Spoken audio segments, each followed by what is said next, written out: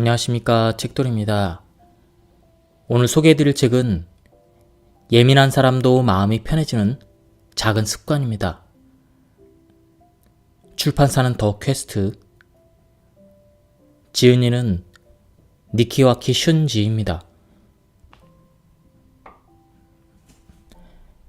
지은이 소개를 다시 하겠습니다. 니시와키 슌지, 정신과 전문의, 하타이 클리닉 원장, 히로사키 대학교 의학부를 졸업하고 국립국제의료센터 정신과에서 근무했다. 국립정신신경센터 정신보건원 연구원으로 일했으며 국립지치부 학원 의무과 의장을 역임했다. 그리고 이분은 텔레비전 방송 등에 출연하면서 일본 드라마 등에서 의료 감수자로 활약했다고 합니다. 그럼 바로 본문을 보도록 하겠습니다. 스트레스 수치가 높으면 오감이 날카롭게 곤두서고 수치가 낮으면 자극에 견디는 내성이 강해진다.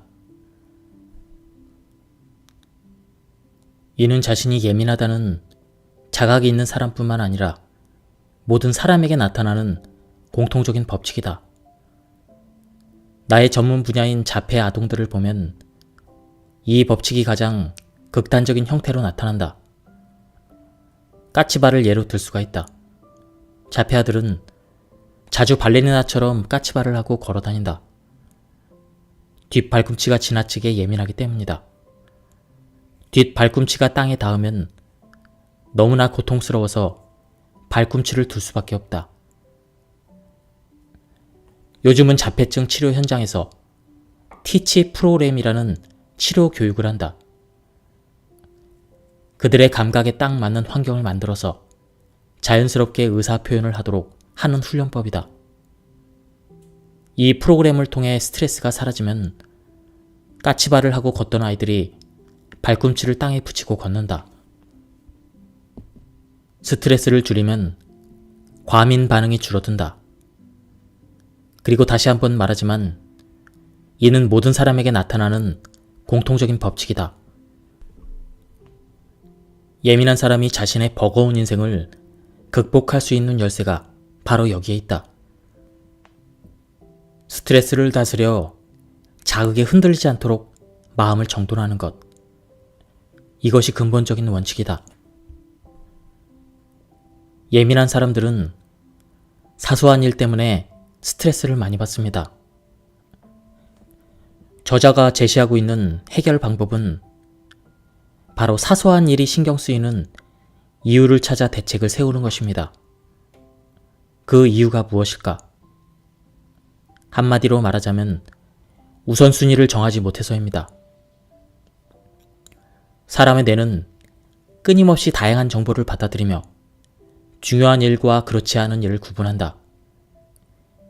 이때 지나치게 예민한 사람은 모든 일을 같은 크기로 받아들이다 보니 중요하지 않은 일이 무엇인지 판단하기가 어려워한다. 하지만 판단하기 어려운 것일 뿐 모르는 것이 아니다. 급한 서류를 작성하는 일과 노트에 붙은 가격표를 빼는 일 중에 무엇이 중요한지 모르는 사람은 없다. 아니요. 저는 가격표도 신경이 쓰여요. 이렇게 말하는 사람이 있을지 모르지만 신경이 쓰이는 것과 모르는 것은 다르다. 둘 다 신경이 쓰이더라도 동시에 가격표 같은 건 사실 사소한 일인데 라는 점도 분명히 인식하고 있다. 이 인식을 단련하는 습관을 들여보자. 습관이 되면 사소한 일에 신경 쓰는 버릇은 점차 사라진다. 예민한 사람 중에는 간혹 지저분한 상태를 싫어하면서도 정리를 못하는 사람이 있다. 이런 사람들은 어지른다, 심란하다, 어디에서부터 정리해야 될지 모르겠다. 이런 스트레스의 악순환을 겪는다. 이때 효과적인 방법이 보이는 곳만 정리하는 습관이다. 전체를 깔끔하게 정리할 필요가 없다. 식사할 때는 식탁만, 텔레비전을 볼 때는 텔레비전과 자신 사이만 정리하면 오케이다. 이 방법 또한 실제 정리보다 정신적 스트레스를 먼저 정리하는 작전이다. 원래는 더 제대로 정리해야 되는데 이런 생각 대신에 이걸로 마음이 편해지면 됐어. 제대로 된 정리는 언젠가 하면 되지 뭐. 지금 눈앞이 깨끗하니까 상쾌해. 이렇게 생각하는 것이 정답이다. 원래 위치에 돌려놓는 일이나 대청소는 한가하고 하고 싶은 마음이 생길 때 해도 늦지 않는다. 지나치게 예민한 사람에게 강력 추천하고 싶은 방법은 당류 제한이다. 당류를 섭취하면 혈당치를 낮추기 위해 인슐린이라는 호르몬이 분비된다. 당류를 과도하게 섭취하면 인슐린이 계속 분비되어 고인슐린 혈증이 나타나고 이 상태가 되면 자율신경 기능이 저하된다. 자율신경에는 활동할 때 작용하는 교감신경과 휴식을 취할 때 작용하는 부교감신경이 있고 이 둘이 번갈아가며 활성화된다는 사실은 이미 널리 알려져 있다. 고인슐린 혈증에 걸리면 교감신경이 활성화된 상태가 계속 유지되면서 몸과 마음이 항상 긴장 상태가 된다. 당연히 모든 일에 과민하게 반응한다. 또한 공황장애는 혈당치의 잦은 변화로 촉발된다. 당류를 섭취한 직후 혈당치가 올라갔다가 그 후에 점차 떨어지는 사이에 증상이 나타난다는 사실이 밝혀졌다. 그리고 우울증은 뇌의 신경 전달 물질 중 하나인 도파민의 저하와 관련이 있다. 당류를 섭취하면 도파민의 분비량이 줄고 이 상태로 스트레스가 겹치면 우울감에 빠지기가 쉬워진다. 나는 당류를 끊는 수준의 철저한 제한 방법을 추천한다. 과자나 과일은 물론 탄수화물도 절대 금물이다. 밥, 빵, 면류, 콩류도 피해야 한다. 채소도 뿌리 채소에는 당류가 많이 함유되어 있으니 주의해야 한다. 다이어트에 도움이 된다고 알려진 우엉도 피해야 될 식품이다. 먹을 수 있는 식품은 잎채소, 붉은 살코기, 어패류, 두부, 치즈이다. 조미료 중에 소금과 후추, 그리고 포도 식초는 당류가 들어있지 않으니 먹어도 괜찮다. 시험삼아 한 끼만이라도 이렇게 식사해보자. 앞서 말한 식품으로 도시락을 싸서 점심때 시도해보면 오후에 나른함이 사라지고 두뇌 회전이 빨라지는 경험을 할 수 있을 것이다. 시도해보고 효과가 있다면 꼭 계속 해보길 바란다. 몸 안의 스트레스 내성이 더 강해질 것이다.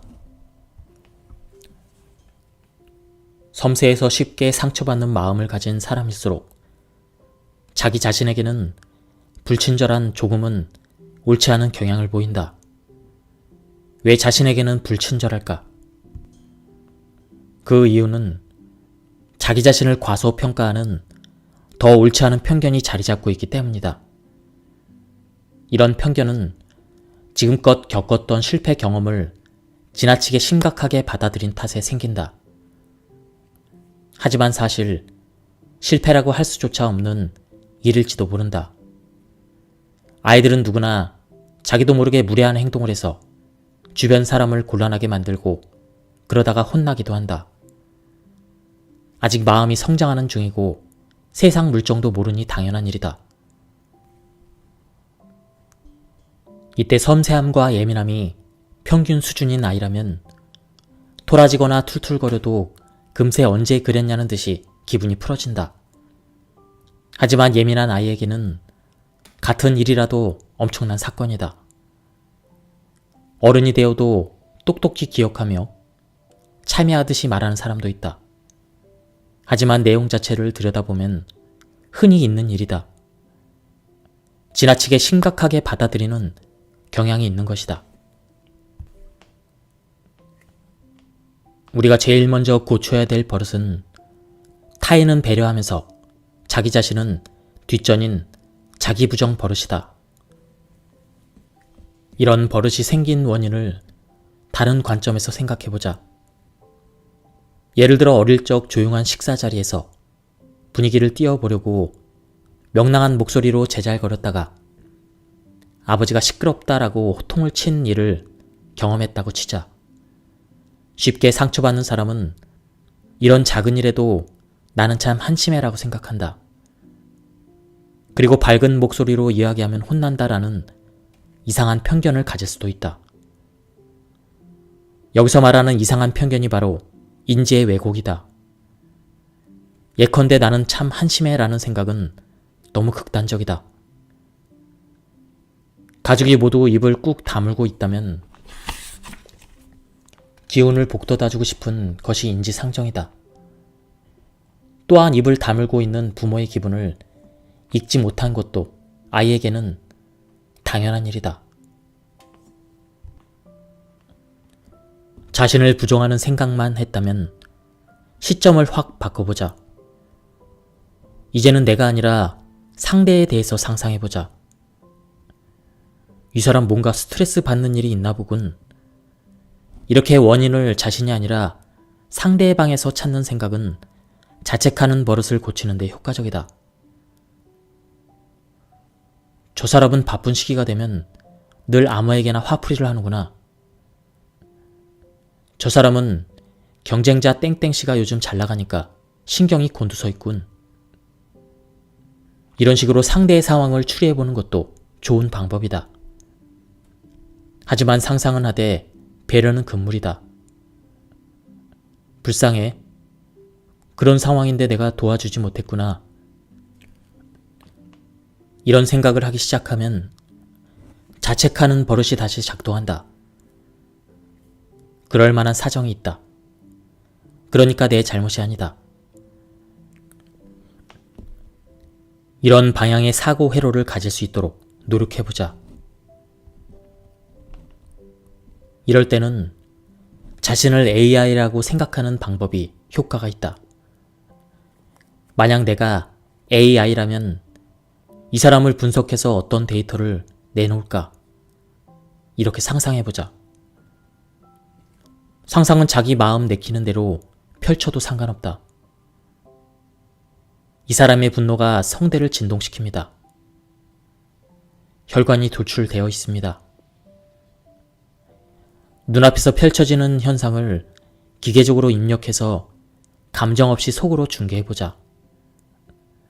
영상이나 음성을 심전도 모니터나 오디오 기기처럼 측정한다고 상상하면 재미있을 듯하다.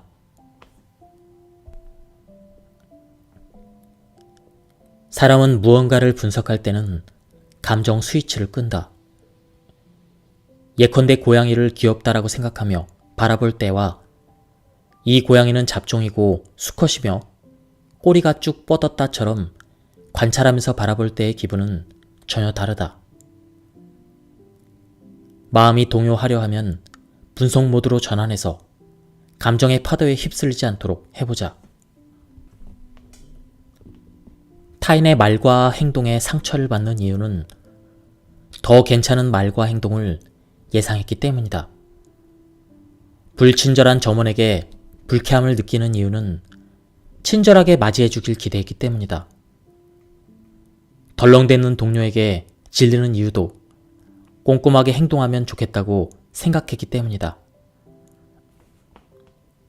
상대를 배려했는데 마음이 전혀 전해지지 않아서 실망하는 이유 역시 신경 써줘서 고마워라는 말을 예상했기 때문이다.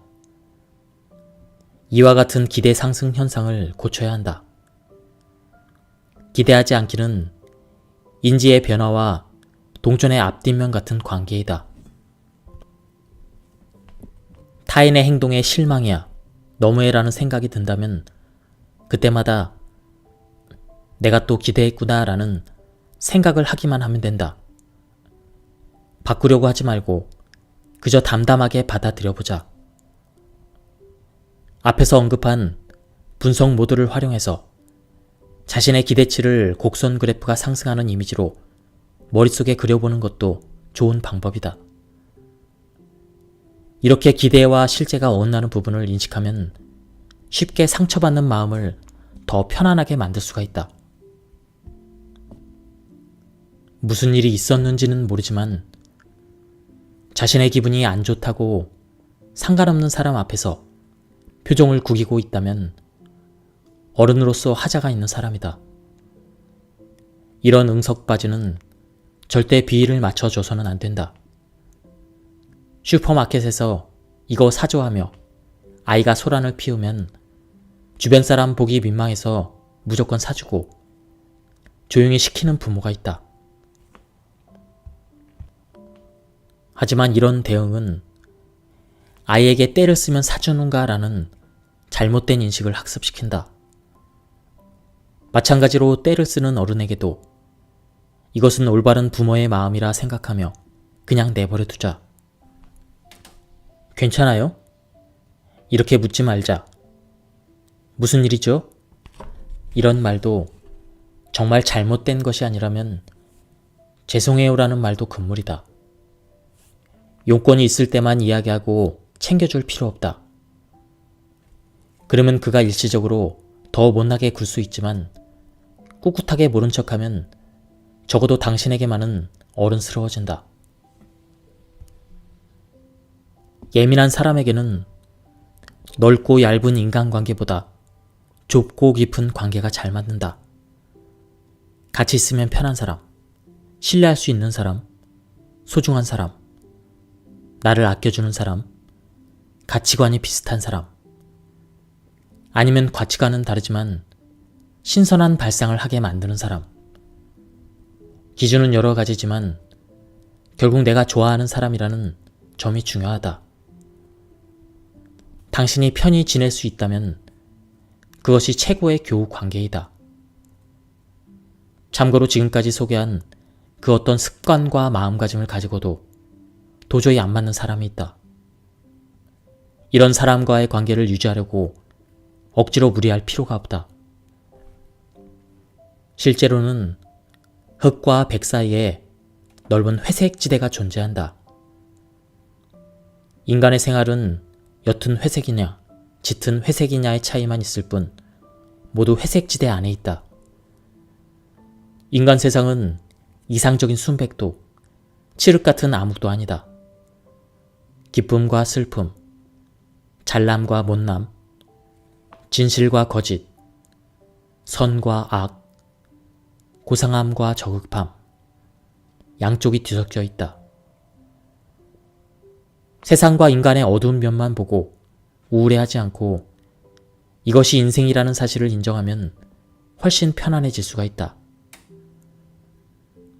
개인적인 일을 꼬치꼬치 캐묻는 사람에게는 불쾌함을 느낀다. 목소리가 쓸데없이 크거나 태도가 불량한 사람은 멀리하고 싶어진다.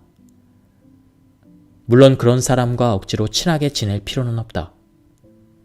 하지만 그 차이를 맞다 틀리다로만 판단해서 타인에게 마음을 닫아버리는 일은 옳지 않다. 타인에 대한 관심이 사라지면 누군가와 함께하는 기쁨도 나와 다른 사람에게서 얻을 수 있는 교훈도 모두 놓쳐버리게 된다. 따라서 그런 사람들을 대할 때는 맞다 틀리다가 아니라 다르다라고 인식해보자. 친해질 수는 없더라도 스스로 마음의 문을 닫는 사람이 되는 일은 피할 수가 있다. 한 여성은 아침 9시부터 밤 12시까지 서서 일하는 고된 일을 하고 있었다. 그런 상황에서 공황 발작이 자주 일어나 일에 지장이 있으니 약을 좀 처방해 주세요라고 말을 하는 것이 아닌가.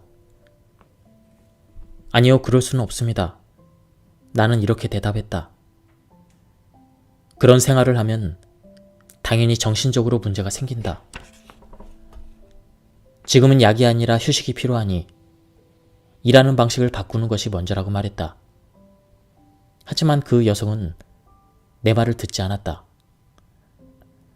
지금 일하는 곳에서 제가 제일 선임자라서 더 열심히 일할 수밖에 없어요.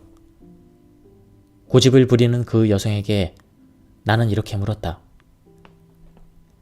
만약 당신의 딸이 지금 당신과 같은 상황이라면 당신은 일을 계속 하라고 말할 수 있나요? 어서 약을 먹고 출근해라고 말할 건가요? 아무리 그런 사람도 자기 자식을 떠올리면 현실감 있게 다가온다. 스스로 자신에게 얼마나 심한 짓을 하고 있는지, 지금 자신에게 필요한 것이 무엇인지 객관적으로 볼 수가 있다. 자신을 자기 자식이라고 생각하면 자연스럽게 잘 키워야지라는 마음이 든다. 노력하는 자신에게 괜한 부담을 주지 않고 진심으로 응원할 수가 있다. 일종의 일기라고 할 수 있는데 예민한 기질이 있는 사람이 문장 형식으로 일기를 쓰면 그저 감정 분출구가 되기 쉽다. 반면에 5단계 평가는 감정의 점수를 매기는 분석 방법으로 상태를 객관적으로 지켜볼 수가 있다. 나도 매일 쓰고 있다. 얼마 전 쓴 5단계 평가를 보면 다음과 같다. 모닝 커피 3. 커피는 좋아하지만 나중에 속이 안 좋아져서 문제이다. 아침 목욕 4. 독서 4. 진료 3.5.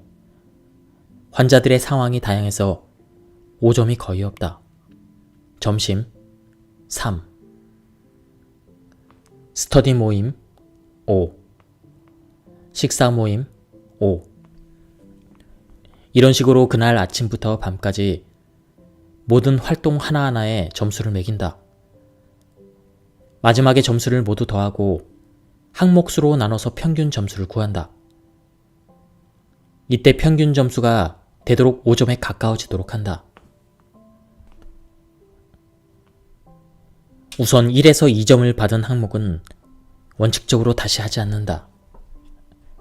재미없는 취미, 열받게 하는 친구, 맛없고 불친절한 가게 등은 모두 연을 끊는 것이 상책이다.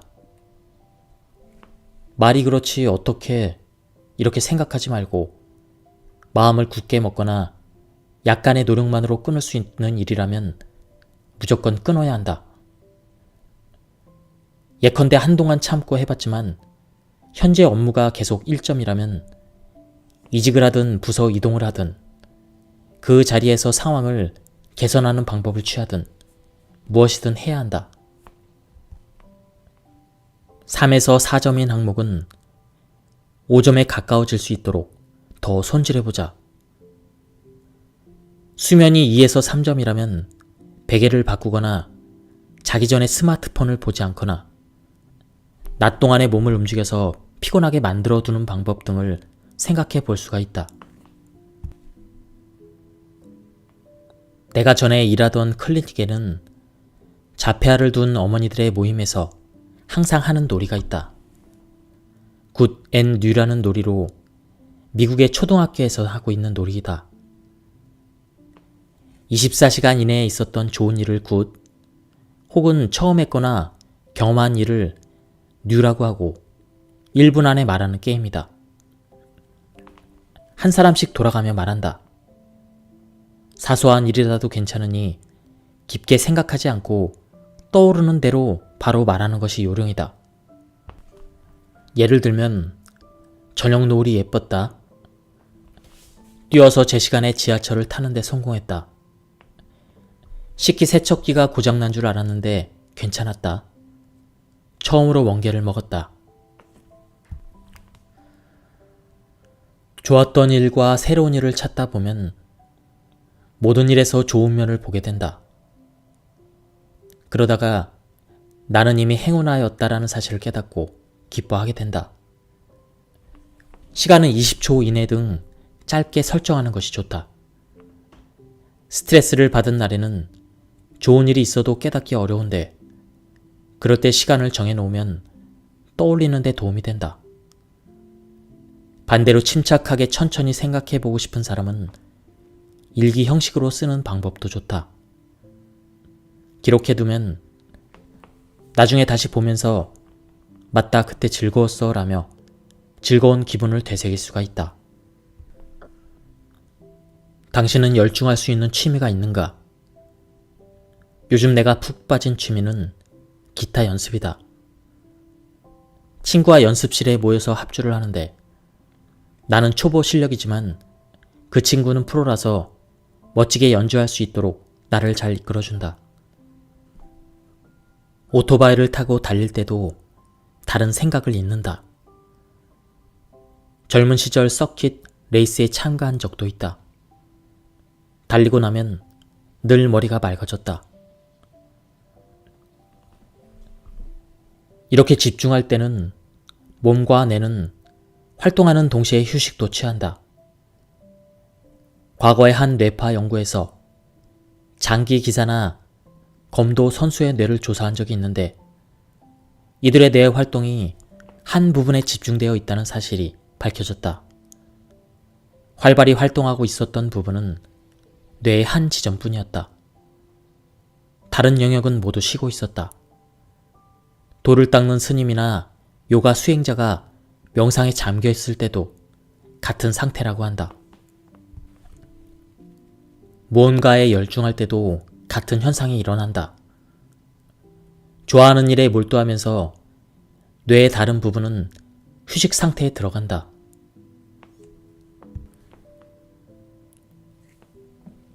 자신의 내부를 들여다보고 있는 동안에는 절대 깨달을 수 없는 힘을 당신은 가지고 있다.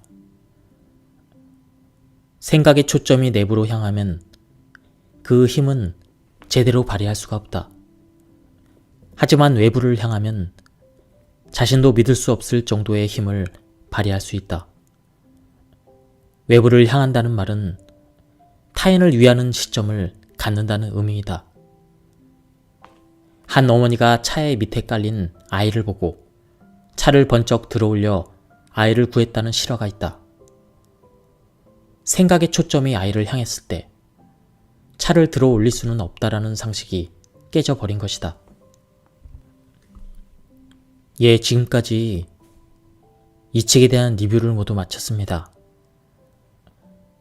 이 책은 예민한 사람들이 살아가면서 긴장을 완화시키고 다소 둔감하게 살 수 있도록 실천적인 부분이 많은 책이었습니다. 저도 사실 좀 예민한 편인데요. 이 책에 나온 대로 한번 실천을 한번 해보려고 하고 있습니다. 그리고 제가 많은 부분을 생략하고 요약해서 읽어드렸기 때문에 전체적인 맥락이 많이 끊겼습니다. 한번 구해서 읽어보실 것을 추천드립니다. 그리고 구성이 굉장히 읽기 쉽게 잘 구성이 되어 있습니다. 책을 읽기 좀 어려워하는 분들도 굉장히 가독성이 좋게 책이 구성이 되어 있습니다. 한번 읽어보실 것을 추천드립니다. 여기서 리뷰를 마치도록 하겠습니다. 감사합니다.